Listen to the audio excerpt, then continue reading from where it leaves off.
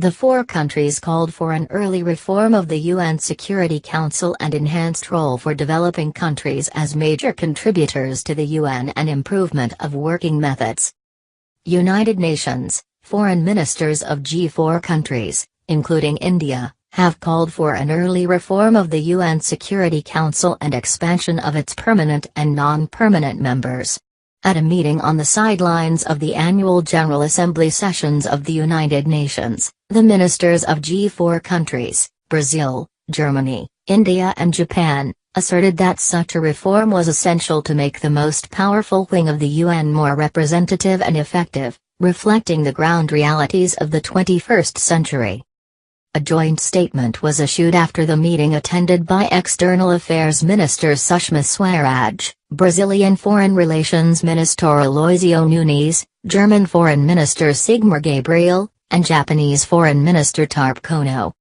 The four countries called for an early reform of the UN Security Council and enhanced role for developing countries as major contributors to the UN and improvement of working methods in order to make the Council more legitimate, effective and representatives.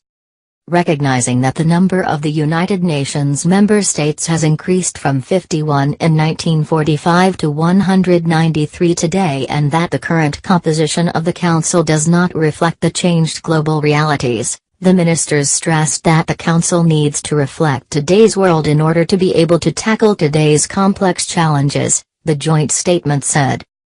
External Affairs Ministry spokesperson Ravesh Kumar later told reporters that India had consistently maintained its position on expansion of both permanent and non-permanent membership of the Security Council.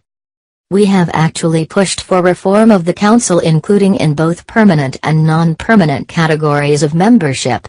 We are happy that we are going to move towards a text-based negotiation. And this is what we hope will happen in the present session of the General Assembly, he said.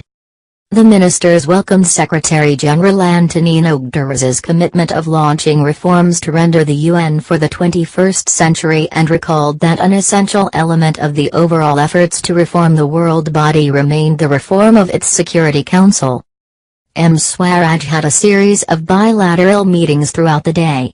She met San Marino Foreign Minister Nicola Renzi, Deputy Prime Minister and Foreign Minister of Moldova Andrei Galber, Saudi counterpart Adel Al-Jubeir and Brazilian Foreign Minister Nunes Ferreira.